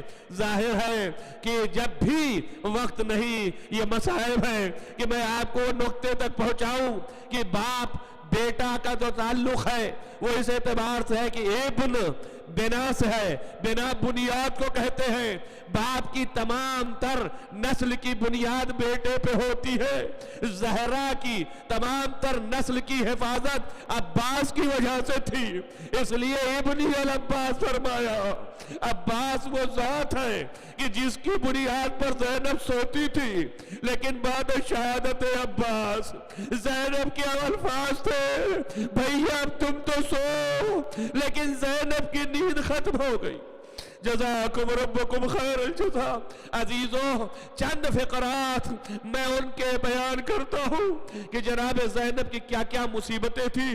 مردوں میں ایک مرد ایسا تھا کہ جس کے ہاتھوں میں ہتھکڑی، پیروں میں بیڑیا، گلے میں توق ہے، نہ سر اٹھا سکتے ہیں، نہ قدم سے چل سکتے ہیں، نہ ہاتھ سے کچھ کر سکتے ہیں. مجبوری ہے ایک طریقے کی، لیکن یہ سب برداشت کر رہے ہیں. امام ہے، مجبور نہیں، مگر مقام امتحان میں، مقام صبر میں ہے. عزیزوں برداشت کر رہے ہیں، تکالیفیں اٹھا رہے ہیں، اور چلایا جب جاتا ہے تو اس عالم میں چلایا جاتا ہے کہ راہوں میں کانٹے بچھائے جاتے ہیں اور امام اس پر چلائے جاتے ہیں. سید الساجدین کیسے گزر رہے ہوں گے، تاریخوں میں یہ فقرے موجود ہیں. آپ دیکھتے جائیں اور تلاشتے جائیں کہ کون کون سی منزل ایسی تھی کہ جہاں جہاں سے ان کو لے جایا گیا، وہ جگہ پر کہ صحرا ہے ادھر سے لے جایا جا رہا ہے، ایسی منزلوں سے اور ایسی جگہوں سے بھی لے جایا گیا جہاں دشمنان آل محمد تھے کہ ادھر سے جب گزرے تو کوئی پتھر پھینکتا تھا، کوئی آگ کے گولے پھینکتا تھا کہ آپ کا امامہ بھی جل گیا. لکھا یہ روایات میں ہے. اور جب کہیں پر ایسی کیفیت ہونے لگے کہ امام سجاد یہ چاہے کہ تھوڑا سہارا لے لے تو ظالم شمر پہنچتا تھا اور تازیانے مارتا تھا. کہیں ٹیک نہیں لے سکتے، کہیں بیٹھ نہیں سکتے. عزیزان گرامی، اسی حالت میں کوفے سے شام اور شام سے دربار شام لے جائے گئے. دربار شام میں روایت کے فقرے ہیں کہ جب یہ قافلہ لے جایا جانے لگا، سرائے شہداء پہلے لے جائے گئے تو ایک صحابی تھے، ایک سر کو دیکھ کے کھڑے ہونے لگے. یزید نے پوچھا کیوں کھڑے ہو رہے ہو؟ کہا مجھے اس میں رسول کا سر دکھتا ہے. وہ تھا علی اکبر کا سر، اس قدر شبیہ تھے رسول سے. جب سے وہ کھڑا ہونے لگا تو یزید نے کہا بیٹھ جاؤ. عزیزوں یہ کیفیت تھی. سرائے شہداء رکھ دیے گئے، تشت طلا میں حسین کا سر اور یزید تخت پر بیٹھا ہے، اور اسی طرح لا کر کے قافلہ کھڑا کر دیا گیا. زینب ہے، سارے لوگ ہیں، اور اسی درمیان سید الساجدین کو بھی کھڑا کیا گیا. ایسی حالت میں ہے، ہاتھوں میں ہتھکڑیاں. عزیزان گرامی، 12 گلے ایک رسی میں، اور ایک بچی ہے جو ایسے عالم میں ہے کہ اس کے گلے میں رسی ہے. کبھی وہ اپنے پیر سے اپنے کو اونچا کرتی ہے، کبھی اپنے پیر کو نیچا کرتی ہے. یزید نے پوچھا اس کی تکلیف اس کو کیا ہے؟ جواب دیا دیکھتا نہیں ہے، سب کا قد بلند ہے، ہمارا قد جو ہے وہ نیچا ہے. جب یہ بہنوں کے قد کی وجہ سے رسی گلے میں لگتی ہے تو میں اپنے قد کو بلند کرنا چاہتی ہوں. عزیزان گرامی، اسی درمیان یزید نے یہ پوچھا کہ یہ بچی کس کی ہے؟ آواز آئی یہ حسین کی چہیتی سکینہ بنت حسین ہے. بس عزیزو چند جملے کہ آپ مصاب ہو لے، پرسا ہو جائے حضرت سیدہ کو. بس یہ سننا تھا. یزید نے کہا یہ وہی بچی ہے کہ جس سے حسین بہت پیار کرتے تھے. کہا یہ وہی بچی ہے. مخاطب ہوا کہ سکینہ تمہارا باپ تم سے بہت پیار کرتا تھا. کہا یقیناً. کہا تم بہت پیار کرتی ہو؟ کہا یقیناً یزید. کہا مگر تمہارا بابا تم سے ملنے نہیں آیا. کہا یزید ایسا نہیں ہو سکتا، اگر میرا بابا ہوتا تو ضرور ملنے آتا. کہا یزید میرا بابا یہاں نہیں ہے. کہا نہیں تیرا بابا یہاں ہے اور تجھ سے ملنے نہیں آیا. کہا یزید میرا بابا یہاں نہیں ہے اگر ہوتا تو ضرور ملنے آتا. لکھا ہی ہے, روایتوں میں یہ آیا کہ ایک مرتبہ تشت طلا ہٹایا اور وہاں سے کپڑے کو ہٹایا, بچی سے کہا دیکھ یہ کس کا سر ہے. سکینہ نے جیسے ہی باپ کا سر دیکھا آواز دیا, بابا یزید آپ کی اور میری محبت کا امتحان لے رہا ہے. اے میرے بابا میرے پاس آ جائیے. ننا سا دامن جو جلا تھا اور پھٹا تھا اٹھایا, آواز دیا بابا آپ آ جائیے. جب پکارا اپنے باپ کو تشت طلا سے سر اٹھنے لگا. سکینہ کا گریہ مسلسل ہوا, سر اٹھ کر کے دامن میں آیا. سکینہ نے منہ پہ منہ رکھ دیا. اے بابا میری حالت دیکھ لیجئے, ظالموں نے تماچے لگائے. اے بابا اب اے ظالموں نے ایسے مارے, گوشوارے چھینے, یہ خون روا ہے بابا, یہ تازیانے لگائے. اے بابا ہم پیاسے ہیں, جب سے آپ گئے ہیں ایک قطرہ پانی میسر نہ ہوا. سیعلم الذین ظلموا أَيَّ انقلب اللهم إني أسألك بحق فاطمة وأبيها وبالها وبنيها وسر المستودع فيها أن تصلي على محمد وآل محمد. بار الہ تجھے واسطہ محمد وآل محمد کا معبود, گناہان کبیرہ و صغیرہ عفو فرما, نیک اعمال کی توفیق عنایت فرما. بار الہ جہاں جہاں بھی محبان آل محمد ان کو حفظ و امان میں رکھ. معبود گناہان کبیرہ و صغیرہ عفو فرما. بار الہ تمام مریضوں کو شفا عنایت فرما. تمام مرنے والے مرحومین کو جوار معصوم میں جگہ عنایت فرما. بار الہ صاحبان حاجت ان کی حاجت روائی فرما. جو اس محفل میں اپنی حوائج کو لے کے آئے ان کے حوائج شرعیہ کو برلا. بار الہ جوانوں کو حفظ و محفوظ رکھ. معبود ہمارے سب کے دلوں میں ولائے آل محمد کو جاگزیں فرما. بار الہ تمام علماء اعلام کا سایہ ہمارے سروں پر محفوظ رکھ. بار الہ امام کو ظہور جلد از جلد فرما. اللہم تقبل من الدعا. آپ سبھی حضرات سے ایک سورہ فاتحہ کی التماس ہے کہ عبد الرحیم کی روح کو بخش دیجیے.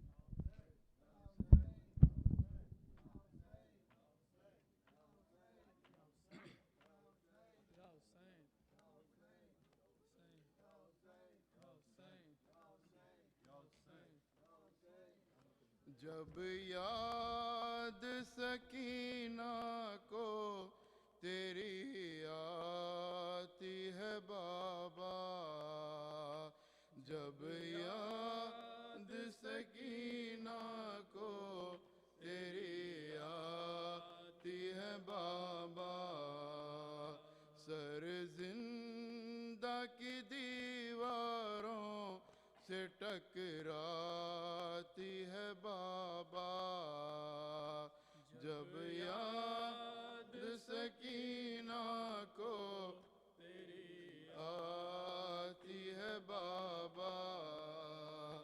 مر جاؤں گی پیاسی نہ کبھی مانگوں گی پانی, مر جاؤں گی پیاسی نہ کبھی مانگوں گی پانی.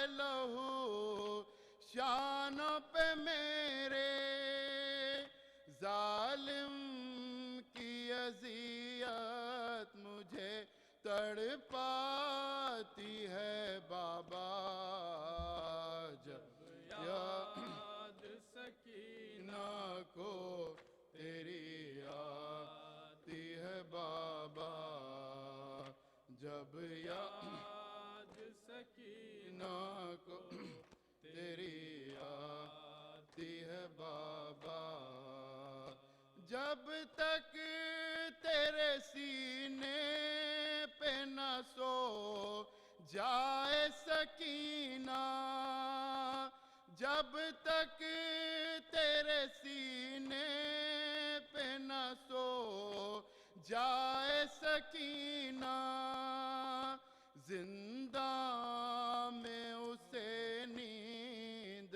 کہاں آتی ہے بابا، جب یاد سکینہ کو تیری آتی ہے بابا، جب یاد سکینہ کو تیری آتی ہے بابا، جلتے ہوئے خیموں کے نظارے ہیں نظر میں، جلتے ہوئے خیموں کے نظارے ہیں نظر میں، یہ بات خیالوں سے کہاں جاتی ہے بابا، جب یاد سکینہ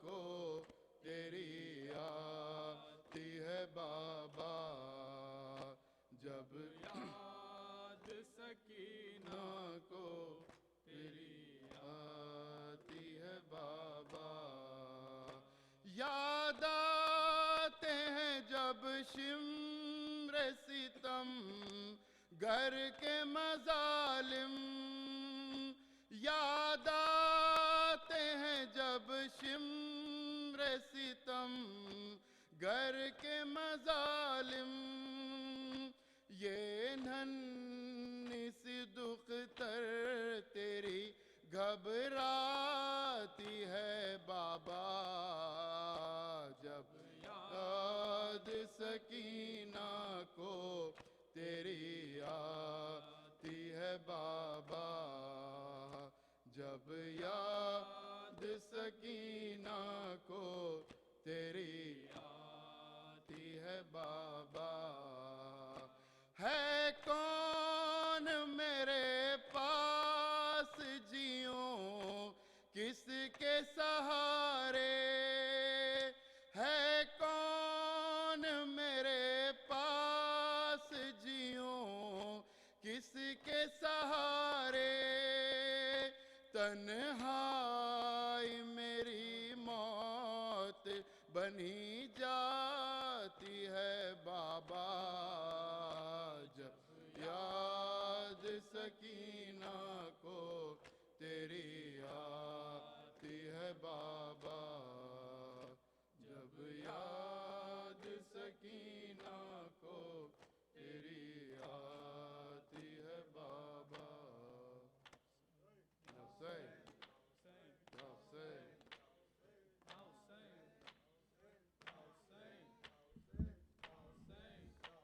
اب تک ہے زبانوں پہ علمدار علمدار عباس علمدار، عباس علمدار، اب تک ہے زبانوں پہ علمدار علمدار عباس علمدار عباس علمدار، اب تک ہے زبانوں پہ علمدار علمدار عباس علمدار،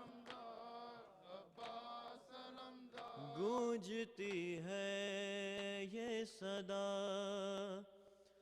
برسر زنداں سر شام، گونجتی ہے یہ صدا برسر زندہ سر شام ہر عزادار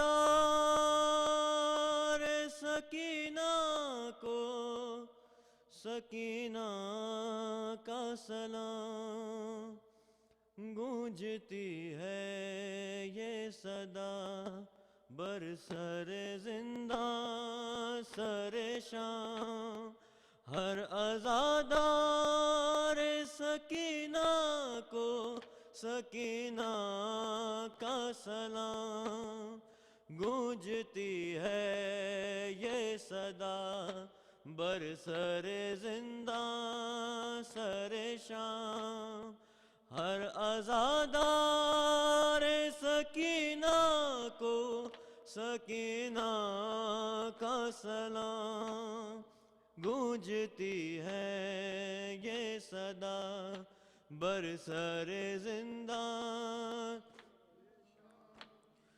آج اس حلقہ ماتم میں علمدار بھی ہے علی اکبر بھی ہے اور عابد بیمار بھی ہے پرسہ لینے کے لیے آئے ہیں مظلوم امام ہر عزادار سکینہ کو سکینہ کا سلام گونجتی ہے یہ صدا برسر زندہ سر شام ہر عزادار سکینہ کو سکینہ کا سلام گونجتی ہے یہ صدا برسر زندہ میری تربت پہ جو رونے کے لیے آئے گا میرا وعدہ ہے کہ وہ غم نہ کبھی پائے گا آخری وقت تھا یہ بالی سکینہ کا کلام ہر عزادار سکینہ کو سکینہ کا سلام گونجتی ہے یہ صدا برسر زندہ سر شام ہر عزادار سکینہ کو سکینہ کا سلام گونجتی ہے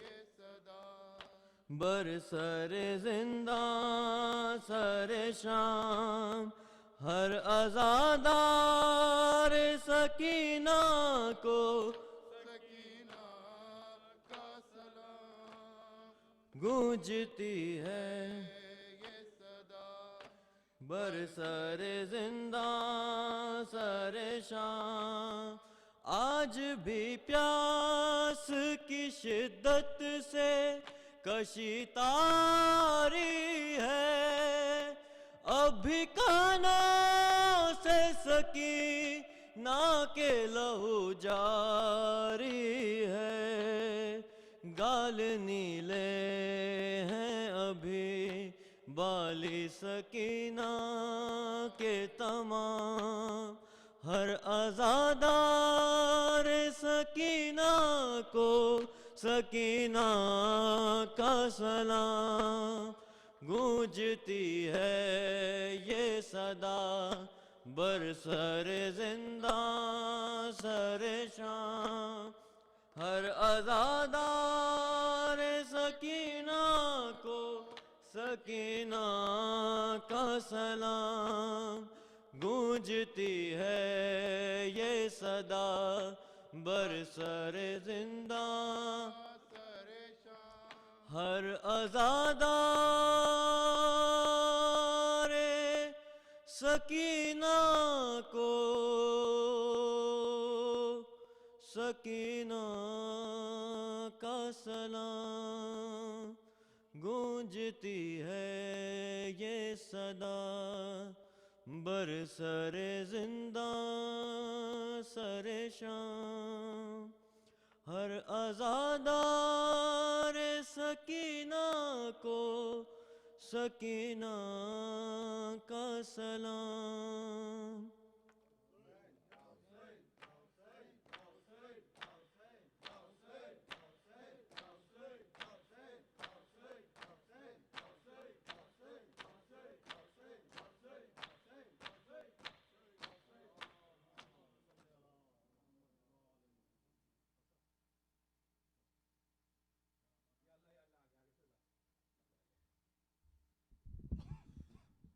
السلام علیکم صلی اللہ علیہ ابا عبداللہ، السلام علیکم ابا عبداللہ، السلام علیکم ابن رسول اللہ، السلام علیکم علی جدک و ابیک، السلام علیکم علی امک و اخیک، السلام علیکم علی الائمۃ المعصومین من ولدک و بنیک، السلام علیکم علی جمیع المستشہدین معک و رحمۃ اللہ وبرکاتہ، السلام علیکم بالفضل عباس ابن علی صاحب اللواء بالقربہ حامل الضینہ البت القمی العمید سقائے حرم و رحمۃ اللہ وبرکاتہ، السلام علیکم غریب الغرباء، السلام علیکم الضعفاء والفقراء، السلام علیکم شموس فإنس النفوس، السلام علیکم المدفون بأرض، السلام علیکم مغز الشیعة والزوار فی یوم الجزاء، السلام علیکم سلطان العرب والعجم، السلام علیکم ابا الحسن علی ابن موسیٰ رضا ورحمۃ اللہ وبرکاتہ، السلام علیکم صاحب الزمان، السلام علیکم خلیفۃ الرحمن، السلام علیکم امام الانس والجان، السلام علیکم مظہر الایمان، السلام علیکم شریک القرآن جعلنا من اعوانک وانصارک ورحمۃ اللہ وبرکاتہ۔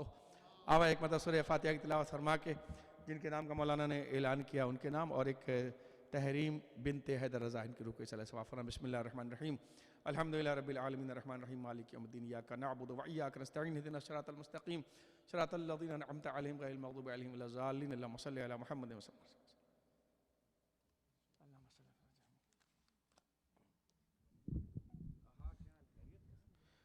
مومنین، ایک مجلس اعزاء برمکان برادر کمیل رضوی آستانہ سکینہ بنت الحسین